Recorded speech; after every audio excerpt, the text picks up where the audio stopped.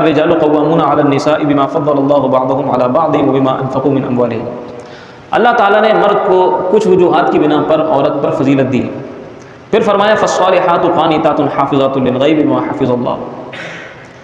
عورت کی تعریف بیان کی ہے، عورت کی خصوصیات بیان کی ہیں، پھر فرمایا کہ واللاتی تخافون نشوزہن، وہ عورتیں کہ جن سے تم نشوز کا، نافرمانی کا خوف رکھتے ہو، تمہیں یہ لگتا ہے کہ یہ نافرمانی ابھی بھی کرتی رہیں گی، تو فرمایا کہ فعظوہن، سب سے پہلے بٹھاؤ، ان کو سمجھاؤ کہ نکاح کے مسائل کو سیکھے، اور ساتھ میں طلاق کے مسائل بھی سیکھ لیں، ساتھ میں طلاق کے مسائل بھی سیکھ لیں۔ لیکن نکاح کے وقت، نکاح سے پہلے یا زندگی کے کسی اور موقع پر طلاق کے مسائل سیکھنا مستحب ہے، لیکن اگر کوئی شخص طلاق دینے کا ارادہ رکھتا ہے تو اس وقت طلاق کے مسائل سیکھنا اس پر فرض ہے۔ نکاح ہے، نکاح خود مقاصد شریعت میں سے ایک مقصد ہے، اس لیے کہ نکاح کے ذریعے سے ہی تو نسل کی حفاظت بھی ہوگی اور نسب کی حفاظت بھی ہوگی۔ آپ دارالفتہ میں جائیں، کسی بھی مفتی صاحب کے پاس آپ جائیں، ان سے پوچھیں جا کر کہ آپ کے پاس سب سے زیادہ مسائل کون سے آتے ہیں جن کا لوگ جواب چاہتے ہیں، وہ کہیں گے سب سے زیادہ مسائل طلاق کے آتے ہیں، سب سے زیادہ مسائل طلاق کے، کوڈ کے اندر سب سے زیادہ مسائل طلاق اور خلا کے۔ یہ اتنا بڑا مسئلہ بن گیا ہمارے معاشرے کا، اور اس کی وجہ کیا ہے؟ اس کی وجہ صرف یہ ہے کہ ہمیں طلاق کے مسائل نہیں پتہ۔ قرآن کریم فرقان حمید نے ارشاد فرمایا الیوم اکملت لکم دینکم واتممت علیکم نعمتی ورضیت لکم الاسلام دینا۔ آج کے دن اللہ نے فرمایا کہ میں نے تمہارے لیے تمہارے دین کو مکمل کر دیا اور اپنی نعمتیں تم پر تمام کر دیں، اور تمہارے لیے دین اسلام کو میں نے پسند فرما لیا۔ جب دین اسلام اللہ نے ہمیں عطا فرمایا تو رہتی دنیا تک ہمارے مسائل کے حل کے لیے یہ کافی ہے۔ ہمیں دستور اسلام کے ہوتے ہوئے مزید کسی دستور کی ضرورت نہیں ہے۔ دستور اسلام، دستور دین یعنی قرآن کریم، سنت، اس کے ساتھ احکام فقہیہ اور جو دیگر مآخذ شریعت ہیں جسے اجماع اور قیاس بھی کہا جاتا ہے، تو ان ساری چیزوں کے ہوتے ہوئے مزید ہمیں کسی دستور کی ضرورت نہیں ہے۔ ہم اپنی زندگی مکمل اچھی طریقے سے گزار سکتے ہیں۔ مکمل دستور ہے یہ۔ معاشرے میں یا آپ کہیں کہ انفرادی زندگی میں ہماری جو بھی ضروریات ہوتی ہیں ان سب کو پورا کرنے کے لیے دین اسلام کافی و شافی ہے۔ دین اسلام نے حسن معاشرت پر بہت زور دیا ہے کہ آپ کا معاشرہ اچھا ہونا چاہیے، معاشرے کے اندر آپ کا کردار اچھا ہونا چاہیے۔ اچھا، معاشرے کی جو اکائی ہوتی ہے وہ گھر ہوتا ہے۔ ظاہر ہے ایک گھر اچھا ہوگا اور پھر ایک ایک کر کے سارے گھر اچھے ہوں گے تو معاشرہ خود بخود اچھا ہو جائے۔ ایسا کوئی رول نہیں ہے کہ گھر تو بگڑا ہوا رہے لیکن معاشرہ اچھا ہو۔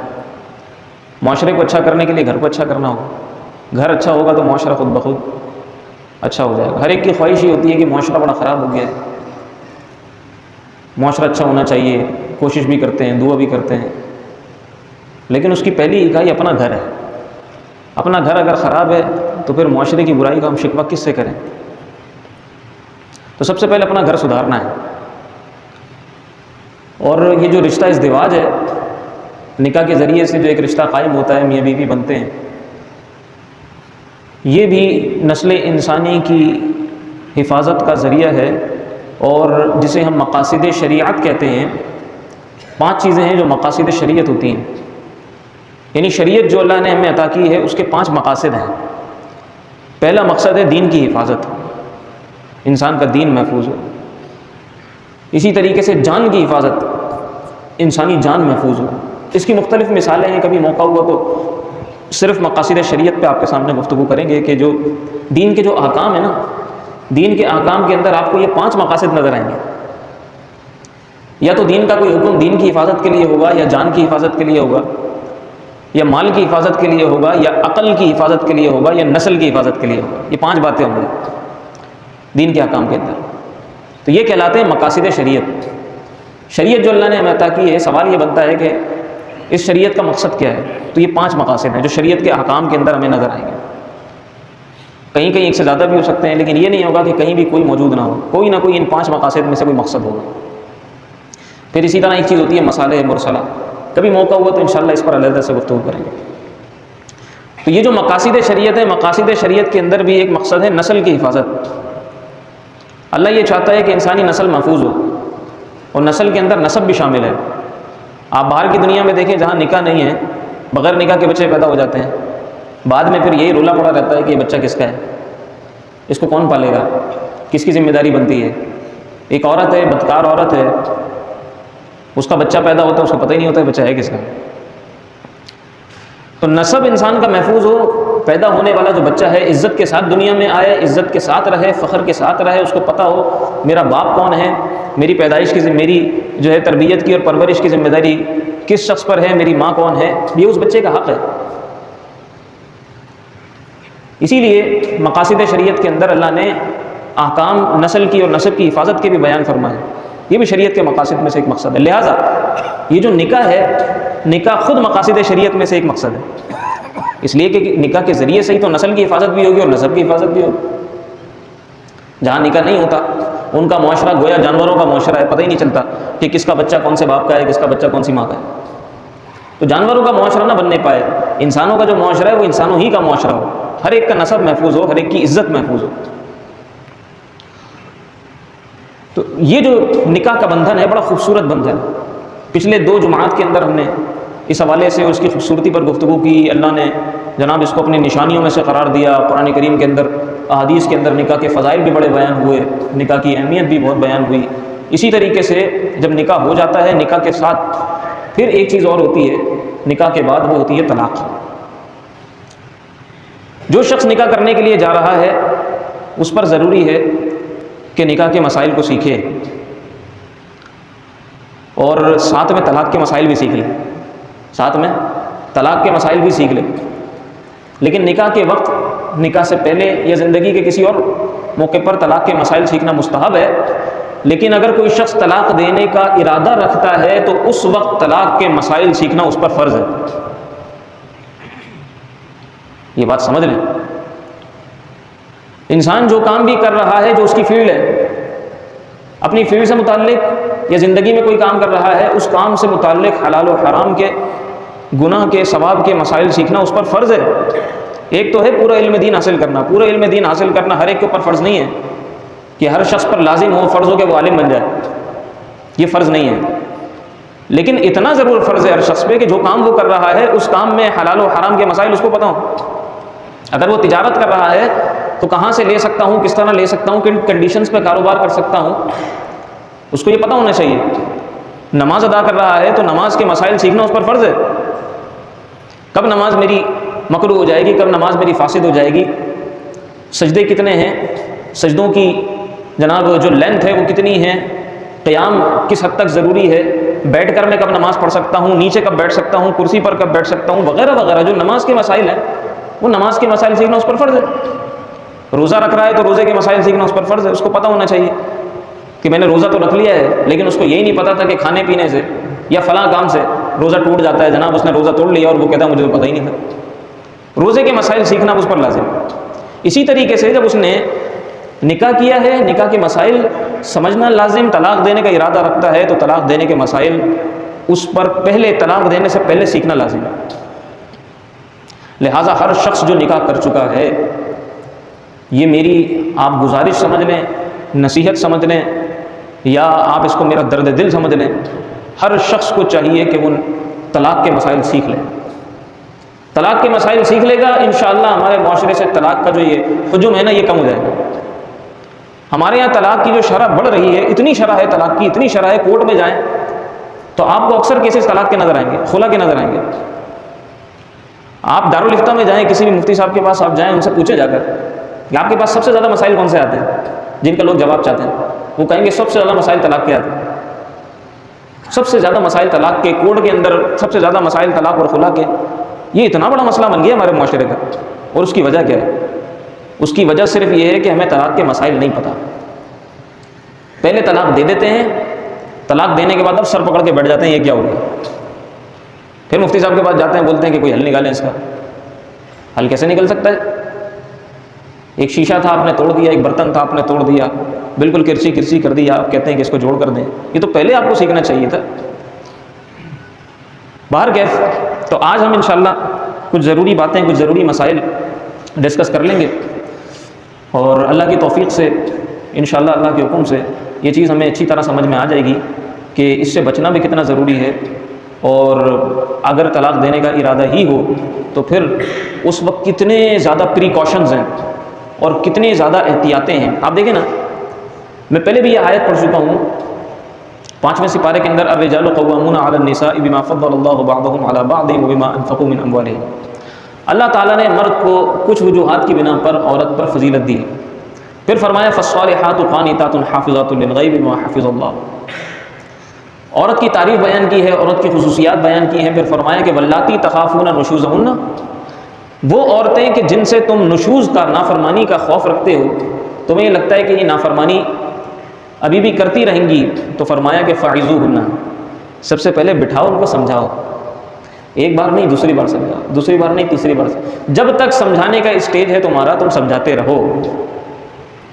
اور اگر تم دیکھتے ہو کہ نہیں اب سمجھانے کی نوبت گزر چکی ہے، سمجھانے سے بات سمجھ میں نہیں آ رہی ہے، تو وَاهْجُرُوهُنَّ فِي الْمَضَاجِعِ، فرمایا تم الگ سونا شروع کر دو، یعنی تم گھر میں اس کا ایک سوشل بائیکاٹ کر دو، گھر میں بائیکاٹ کر دو، بات کرنا بند کر دو، الگ سونا شروع کر دو، اپنے بستر الگ کر لو، اپنا مال و اسباب چیزیں اس سے علیحدہ کرو، خود ہی سمجھ میں آ جائے گی۔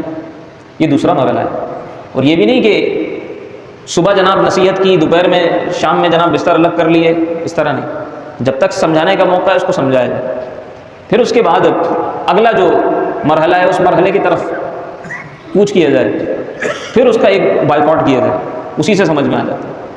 نہیں سمجھ میں آئے تو تھوڑا سا خوف دلا دیا جائے، پھر بھی اگر بات نہ بنتی ہو تو فرمایا کہ فَبْعَثُوا حَكَمًا مِّنْ أَهْلِهِ وَحَكَمًا مِّنْ أَهْلِهَا، کچھ لوگ عورت کے گھر سے آئیں اس کے بڑے، کچھ لوگ مرد کے گھر سے آئیں اس کے بڑے، وہ بیٹھیں اور بٹھا کر بات کریں کہ بھائی مسئلہ کیا ہے۔ بعض اوقات چھوٹی چھوٹی سی باتیں ہوتی ہیں بڑی بن جاتی ہیں، مسئلہ دیکھیں کہ بھائی مسئلہ کیا ہے، مسئلہ اگر قابل حل ہے، اور اکثر ایسا ہوتا ہے جب بڑے بیٹھتے ہیں باتیں ہوتی ہیں چھوٹی چھوٹی، وہ باتیں ختم ہو جاتی ہیں، معافی تلافی ہو جاتی ہے، ختم ہو جاتی ہیں، تو یہ سارے مسائل یہی ختم ہو جاتے ہیں، طلاق کی نوبت نہیں آتی۔ اور پھر فرمایا قرآن کریم نے ان یریدا اصلاحا یوفق اللہ بینہما، اللہ اکبر، یہ دیکھیں اللہ کی جو مشیت ہے، اللہ کا جو حکم ہے وہ بیچ میں موجود رہتا ہے، اللہ تعالیٰ خود یہی چاہتا ہے کہ طلاقیں نہ ہوں، گھر نہ ٹوٹیں، لوگ جدا نہ ہوں۔ فرمایا کہ اگر اس اسٹیج پر آ کر بھی یہ لوگ آپس میں اپنا گھر بسانا چاہیں، آپس میں موافقت کرنا چاہیں، مصالحت کرنا چاہیں، تو اللہ ان کے درمیان موافقت اور محبت ڈال دے گا، اللہ بنا دے گا ان کا گھر۔ یہ اگر کوشش کریں، ارادہ کریں اپنا گھر بنانے کی اور مصالحت کرنے کی، یوفق اللہ بینہما، اللہ ان کو جمع کر دے گا، اللہ ان کے درمیان موافقت قائم کر دے گا، اللہ ان کے درمیان محبت ڈال دے گا۔ اس کے بعد بھی فرمایا کہ اگر پھر کہیں جا کر کوئی جناب درجہ آتا ہے، اور اس میں بھی یہ کہ اگر کسی سے اپنے رشتے کو علیحدہ بھی کرنا ہے تو اس طرح نہیں کہ اس کو لان تان کر کے رشتہ ختم کیا جائے، بلکہ آپس میں معروف انداز میں، اچھے انداز میں اس رشتے کو پائے تکمیل تک پہنچایا جائے، جیسے رشتہ بنا تھا اچھے انداز میں رشتہ بنا تھا، اسی طرح اچھے انداز میں۔ اگر یہ دیکھیں کہ نہیں کسی طرح بھی ایسا ہو جاتا ہے، بعض اوقات بہت ضرورت پڑ جاتی ہے، بلکہ ایک نان مسلم تھے، وہ مجھے ایک مرتبہ کہہ رہے ہیں کہ اسلام کی باتیں ویسے تو بہت ساری اچھی ہیں، لیکن سب سے زیادہ اچھی بات جو مجھے اسلام کی لگتی ہے وہ طلاق ہے۔ اب دیکھیں لوگ کس کس طرح دیکھتے ہیں، وہ کہہ رہے ہیں کہ بھائی آپ کے پاس ایک آپشن ہوتا ہے کہ اگر بالکل بھی نبھانے کی کوئی صورت نہ ہو، بالکل بھی کوئی میچ نہ بن رہا ہو، بالکل کسی طرح گھر نہ بس رہا ہو، تو ایک آپشن کم از کم ہوتا ہے کہ بھائی مرد عورت کو چھوڑ دے، دونوں جدا ہو جائیں، عورت کہیں اور اگر سمجھتی ہے تو وہ شادی کر لے، مرد اگر کہیں اور سمجھتا ہے تو وہ شادی کر لے، اپنے راستے جدا کر لے۔ یہ جو ایک آپشن اللہ نے رکھا ہوا ہے یہ بھی فطری ہے، کیونکہ اسلام دین فطرت ہے، طلاق برا آپشن نہیں ہے، طلاق جائز ہے، دی جا سکتی ہے، لیکن بلا وجہ طلاق دینا گناہ ہے، بلا وجہ طلاق دینا۔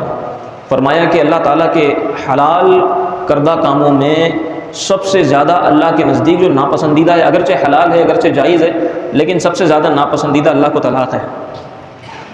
جب مرد و عورت کے درمیان طلاق ہوتی ہے تو یہ اللہ کی ناراضگی کا باعث بنتی ہے۔ تو اس کا بھی ایک موقع ہوتا ہے اور اس کا بھی ایک طریقہ ہوتا ہے، اس کا بھی اندازہ ہوتا ہے، اس کا بھی ایک انداز ہوتا ہے۔ بلا وجہ طلاق گناہ ہے۔ اچھا، اسی طرح بعض عورتیں ہوتی ہیں، ان کی طرف سے جو طلاق کا مطالبہ ہوتا ہے وہ بہت شدید ہوتا ہے، ذرا ذرا سی چھوٹی چھوٹی سی باتوں پر، یہ بھی عورت کے اوپر گناہ ہے۔ مثال کے طور پر اگر شوہر ہے، اس کی مخصوص آمدنی ہے، تو وہ اپنے مخصوص آمدنی میں رہتے ہوئے، اپنی ایک لمیٹڈ انکم میں رہتے ہوئے اگر عورت کی ضروریات کو پورا کر رہا ہے، گھر دیا ہوا ہے یا گھر کے اندر ایک مخصوص کمرہ دیا ہوا ہے جو اس کی پرائیویسی مینٹین کرتا ہے، یا اس کو کھلاتا پلاتا پہناتا ہے رواج کے، معاشرے کے مطابق، اس کے باوجود عورت کسی اور کو دیکھ کے، اس کے بھائی کو دیکھ کے، اپنے بھائی کو دیکھ کے، اپنی بہن کو دیکھ کے، اپنی کسی بھابھی کو دیکھ کے، اپنی کسی اور کو دیکھ کر وہ یہ کہے کہ نہیں مجھے وہ والا لائف سٹائل چاہیے، اور یہ شوہر اس کو پرووائڈ نہ کر سکتا ہو، لیکن شوہر جو کچھ کر رہا ہے وہ اپنی لمٹ میں رہتے ہوئے، اپنی حد میں رہتے ہوئے ٹھیک ہے۔ تو اس طرح بلا وجہ کے مطالبات کہ مجھے فلاں چیز نہیں دلائی، مجھے فلاں شاپنگ نہیں کروائی، یہ عورت کے لیے بھی گناہ ہے۔ تو جس طرح طلاق دینا مرد کے لیے گناہ ہے بلا وجہ، اسی طرح بلا وجہ طلاق کا مطالبہ کرنا یہ عورت کے لیے بھی گناہ ہے۔ اس کے اندر بعض اور لوگ بھی معاشرے کے جو شامل ہوتے ہیں اور عورت کی ذہن سازی کرنے کی کوشش کرتے ہیں کہ ہاں بھائی تمہارا شوہر جو ہے وہ تم پر بڑے ظلم کرتا ہے۔ اس میں بعض اوقات گھر والے بھی شامل ہو جاتے ہیں اور گھر والے بھی کہتے ہیں کہ چھوڑ دو اس کو، یا طلاق دلوانے کے اوپر جو ہے وہ شوہر کو زور دیتے ہیں اور یوں عورت کا گھر توڑ دیتے ہیں۔ اور پھر کیا ہوتا ہے، چند دن تو جناب عورت کو سنبھالتے ہیں، اس کے بعد بھائی بھی اپنی بہن کو بھول جاتا ہے، اور بھائی کی بیوی کو، بھائی کے بچوں کو، بہن اور بہن کے بچے جو ہے وہ برے لگ رہے ہوتے ہیں، وہ گھر پہ بوجھ بن جاتے ہیں، اور پھر یوں کر کے جو ہے وہ اس عورت کا گھر خراب ہو جاتا ہے، گھر ٹوٹ جاتا ہے۔ لہٰذا گھر والوں کو، معاشرے کو، خاندان کو بھی اس میں کردار یہ ادا کرنا چاہیے کہ کسی کا گھر بنائیں، بلا وجہ کسی کا گھر توڑیں نہیں۔ وقت ہمارا مکمل ہو گیا ہے، انشاءاللہ آئندہ جمعۃ المبارک اللہ نے چاہا تو تفصیل سے مسائل طلاق جو انتہائی اہم ہے ہمارے لیے سیکھنا، وہ ہم بیان کریں گے۔ اللہ رب العزت ہماری بھی اصلاح فرمائے، ہمارے گھر کی بھی اصلاح فرمائے، ہمارے معاشرے کی بھی اصلاح فرمائے۔ وما علیہ الا البلاغ المبین۔